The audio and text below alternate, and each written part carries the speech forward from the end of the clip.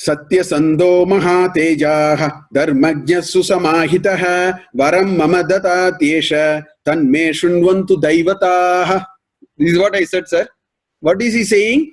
He is giving, Kaikeyi is giving such lofty references to Dasharatha first.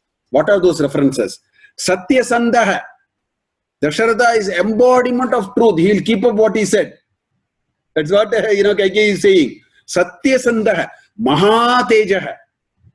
He is a great person with such tejas, which means he is endowed with knowledge and samskaras. That's why the tejas will come. Tejas does not come by putting 1,000 watts bulb behind us.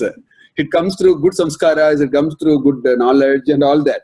Mahatejaha dharmajnaha. Dharmam janati iti dharmajnaha. He knows dharma very well. He will not go, beyond the, this thing of dharma. Dharmajnaha susamahitaha. He is well, carried himself. He is not a very agitated person. He is a very stable, temperamentally a sound person. This kind of adjective she is saying for Dasharatha. Susamahitaha. Mamavaram dadati. A person of this stature is going to give me vara now. That's what she is saying. A person who is embodiment of dharma, who is embodiment of satya, who is mahatejas, who is well, temperamentally well in his place, he is not lost himself, he is a very, when people write the will, finally they say, I am fully, in my, this thing. So that is the susamahita, actually. Yes. Yes. So all that he says, dadati yeshaha vara tat me shunvantu daivataha. She is making everybody party to it. She is saying, oh gods, you please listen to it. He is going to give me a vara. He is a satyasanda. He is a dharmajna. And he is in a very stable temperamental mind. He is now going to give a vara. Let the whole world and the devas. She is putting pressure like that. This is a real trap. Really fixes Dasharatha, he cannot go anywhere. Nothing but he has to agree to what she really asks for. That is what he is actually saying. This is what, so Kaikeyi really brings him to such a, it is like this Pashu which is brought for the final Ahuti, Bali Pashu. Like that he has brought her.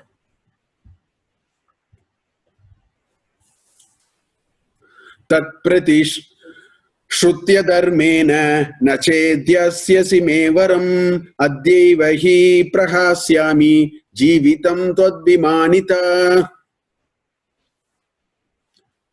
Tat dharmena pratishrutya nachet yasyasi me varam, right? Adyeva hi prahasyami jivitam tadvimanita. She is, by bringing him so much to the brim of acceptance, she also introduces the element of fear now. To make sure that, things cannot go wrong. So he says, what you have said, if you are not giving, and I will just give it up. I will give my life. She says, Adyeva hi prahasyami. Why? Tvad vimanita.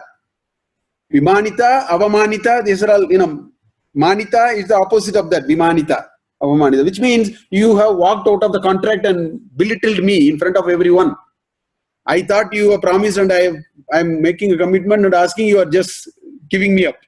So because of that, I will give up my life. If you are not giving, first she says he is dharmajnaha, right? Mahatejaha, satyasandaha, susamahitaha.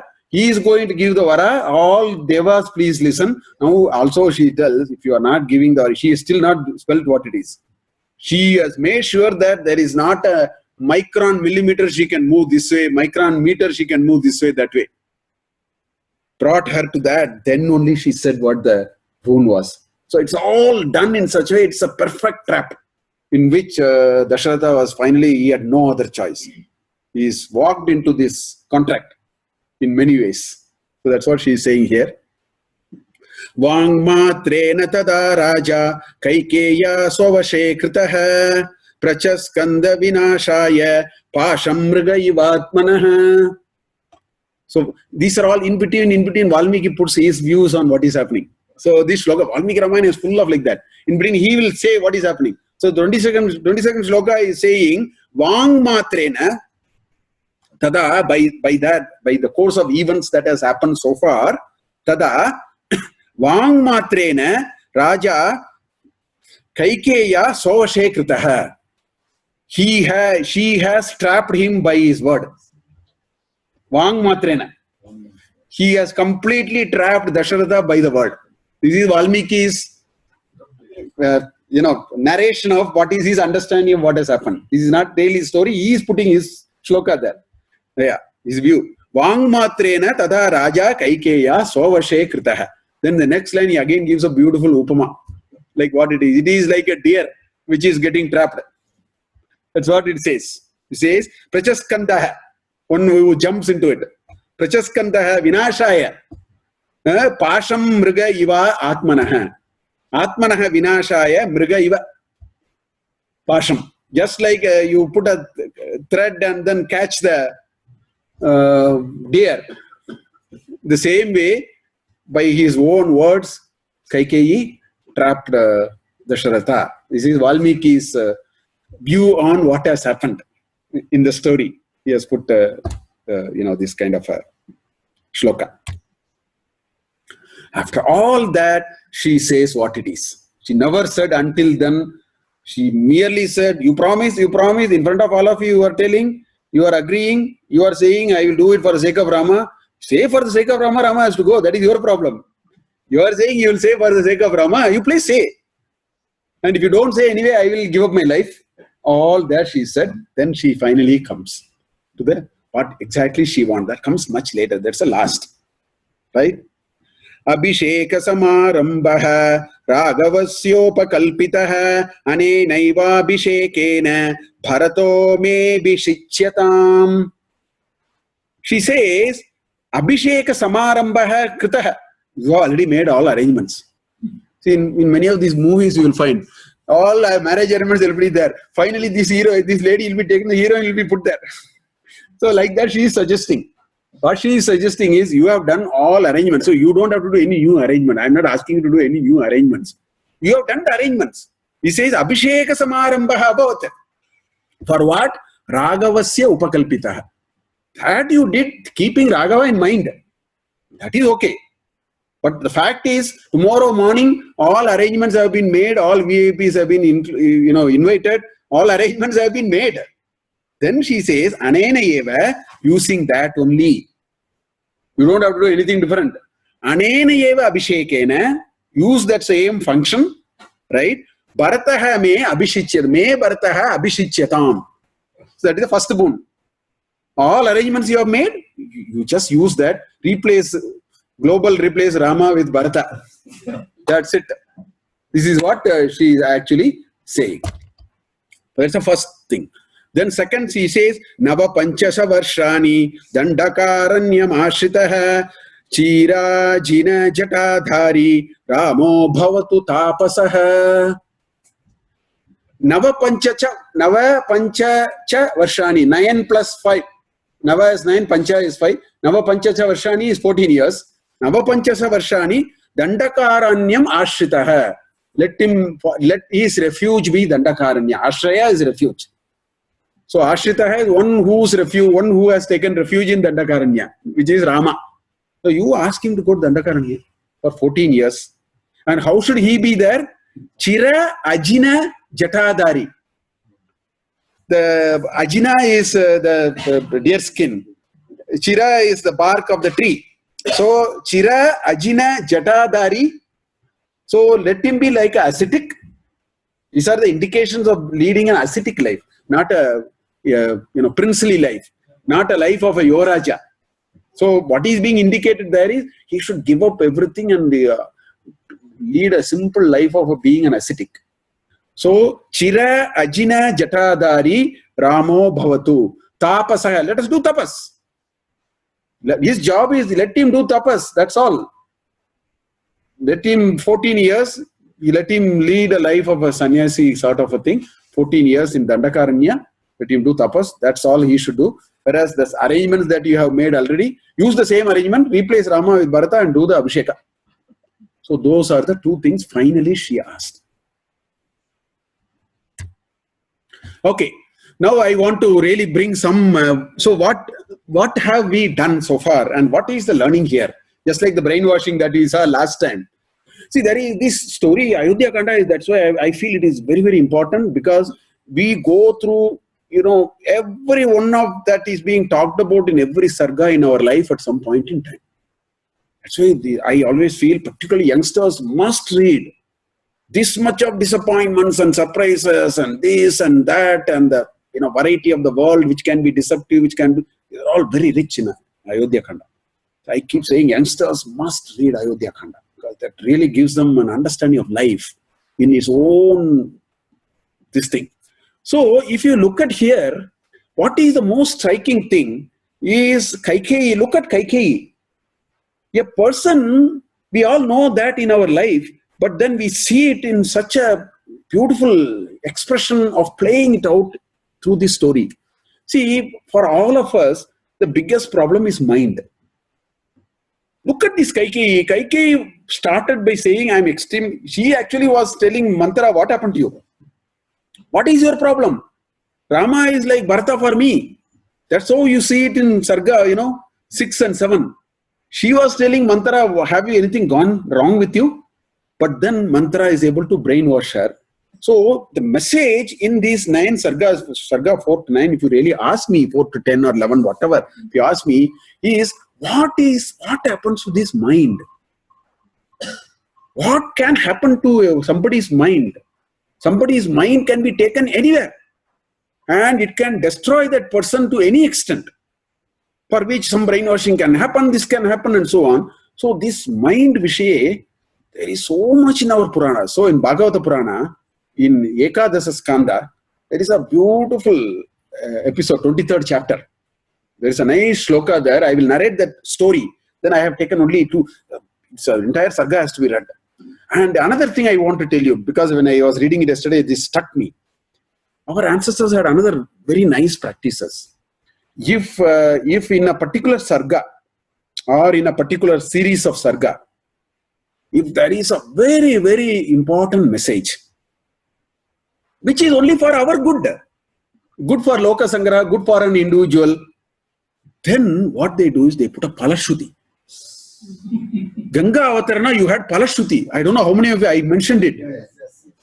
Because it is a Loka Sangraha. So that 23rd Sarga of the Ekadasa Skanda of Srimad Bhagavatam, go and see, there is a Palashruti. Krishna tells to Uddhava. It is a narration of this story by Krishna to Uddhava, but then there is a beautiful Palashruti. Krishna says, if people read this Sarga, if their mind is agitated, something happens, it will all become, because that's such a beautiful story there. It's about 70 shlokas. Beautiful shlokas. I really enjoyed reading it yesterday when I sat and then I read it, because I wanted to talk about mind. I was reminded of that episode. I knew, I found it. Then I read that particular Sarga. And there's a Palashruti, because it is so good to read that Sarga. So the story goes like this. There is one Brahmin who had a lot of money. He did agricultural trade and all that.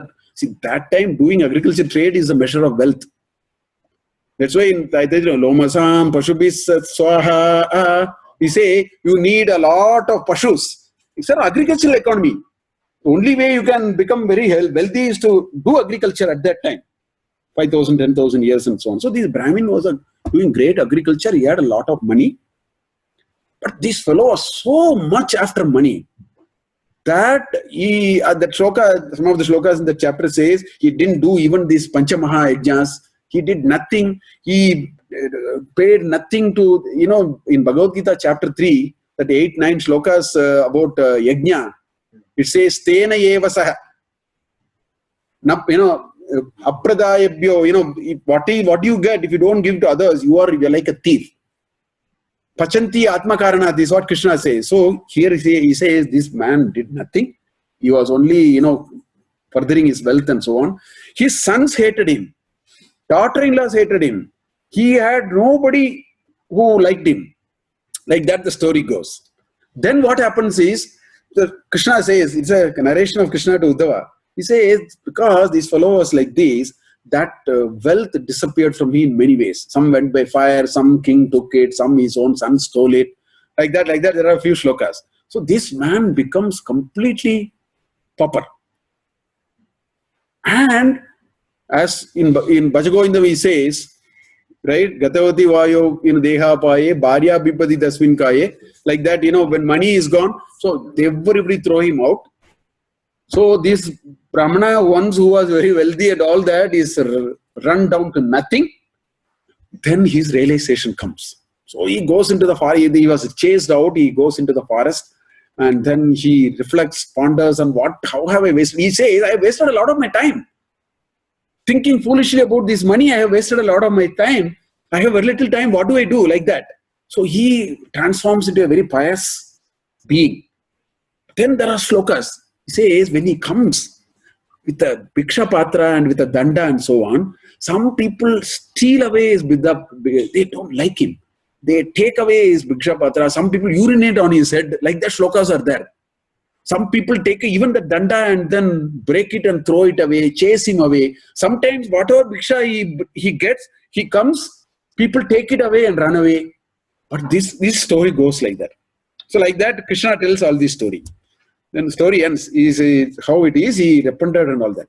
Then the third part of that sarga is again on a longer meter. I'm going to take the first shloka from that, some 43rd shloka or something. That, the reflection of the Brahmin. Brahmin, at the end of so many bad things happening to him, he never felt bad. Then there are some 10, 12 beautiful shlokas. At least that shlokas we must read, and the Palashruti is after that. Beautiful shlokas. I'll only take 2 shlokas out of that. So very nice skanda and a very nice chapter. He says like this: Nayam jano me sukha dukkha hetuhu na devatatma graha karma kalaha manaparam karanam amananti samsara chakram parivartayedyat. The first shloka in that series of the reflection of the Brahmin, after he has gone through all that, is this. He says, Na ayam janome sukha dukkha. These people, hit stones at me. They did not give me food. They chased me out of the village. But he said, Na ayam janaha me sukha dukkha hetu. I will not find fault with them at all. Mama sukha and dukkha, they are not responsible. That's what he's saying in this. This is the first shloka he says. Na ayam janome sukha dukkha hetu. Not these people. Right? Na devata. I will not put the blame on deities. This is our common mindset. When something bad happens to us, we think God has not, given me devatas, not like that we think. This Brahmin has evolved so much after all the adversities he went through. Na devata, na atma. Here atma means body. He says, my body is not the cause.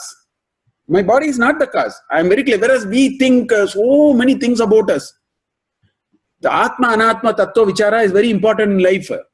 So all anatma, if we take it as atma, it is a source of perennial distress for us. They're all anatma. Body is anatma. Right? So he says, na devata, na graha. He says, I don't have to go after astrologers. I don't have to do namology, gemology, dhisology, thatology, all that. He says, no. No, grahas can't do it. It is not because of that. Na graha karma, na karma. It is not even my past karma. I mean, he has reached such level of, he has understood an important principle. Na karma, na kalaha. It is not even time. People say bad time. Bad time is one version of graha. These are all close cousins. He says, that's what the first line says. Nayam janome sukha dukkha hetuhu na devata atma. The na, you have to take it to everyone. Na atma, na graha, na karma, na kalaha. Then what he says? Manaha param karanam amananti. The source of sukha and dukkha is only your mind. This mind is the one which was completely swung away in Kaikeyi's case. This is the problem all of us go through in our life. The event can be different. It is the mind which actually creates so much. In Panchadashi, Vidyaranyasya Panchadashi, he has written 15 chapters. In Panchadashi, there is a nice couple of shlokas. I have quoted it in one of my Gita lectures also once. But in that, Vidyaranya says, there is one father His son is already dead. He doesn't know it. So the mind is reveling in happiness. He gives an example like that. Until he knew, he was all in happiness. Then he gives a counter example. There is another son, nothing happened to him. Somebody told something happened to him. This man is in great distress. Nothing happened. So he was giving that example to say that moment the mind has taken a position, that's the end of the story. Our lives are like that. So the biggest challenge and the biggest exercise for us in our life is to think about this apparatus called mind. That's what this Brahmana says. He says, Manaha param karanam amananti samsara chakram. This manas goes through the samsara chakra. He says, the overpower the manas, lots of your thing will be, your karma will be a depleting karma. It is not an increasing karma. That's why he says, Manaha param karanam amananti samsara chakram parivartayet. Yet this manas keeps on. If you keep your manas very live, we have become very, very mind oriented. Small things upset us, small little things we take offense. I mean, if you can give it a little bit, then our karmas will start shrinking. I'm talking in a very Vedantic sense now. Our karmas can shrink only when we are able to understand that this apparatus called mind has to be made as a non-existent entity. Mind will be existing only when you take cognizance of it and you take ownership of it. If we somehow try to understand this and slowly practice, the mind will be a non-existent entity because it is not a physical entity. It is only a concept. Mind is a software, not a hardware. Mind is just a software, not at all a hardware. You can't touch somewhere and say this is mind. Mind is actually an idea of something beyond that. Huh?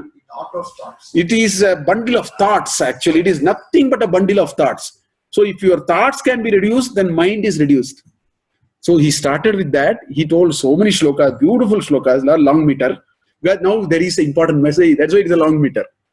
It's a long meter in Bhagavatam in that section. As I remembered of this long meter actually. Anyway, I'll come back. One more shloka, I'll come back a little later. That's why Manusmriti also he says, Manayeva manushyanam karanam bandha mokshayo bandhaya vishayamsam muktihi nirvishayam smritam. In Amrita Bindu Upanishad also the same shloka is there. So it is the mind which decides. So Kaikeyi just got herself, gave up the thing on mind. So in no time she transformed from a character which was worthy of worship to a character which became an object of great ridicule by her own son. When he comes back and then he blasts like anything. In fact, the other Kavis have written very differently by that. Other Champuramayan and other things you'll see. There is one Pratima Nataka. All that they have written it in a very different way. This particular episode and all these Kavis have taken it and really, portrayed that in very different ways. That is what Krishna said in Bhagavad Gita. Uddaret atmana atmanam na atmanam avasadayet. Right? In fact, if you have to explain this shloka, we have to go through these 5 sargas now. That is a message. This is a Vedantic thought, and Ramayana Ayodhya Kanda gives us a idea in action. This character called Kaikeyi, how she went through this process.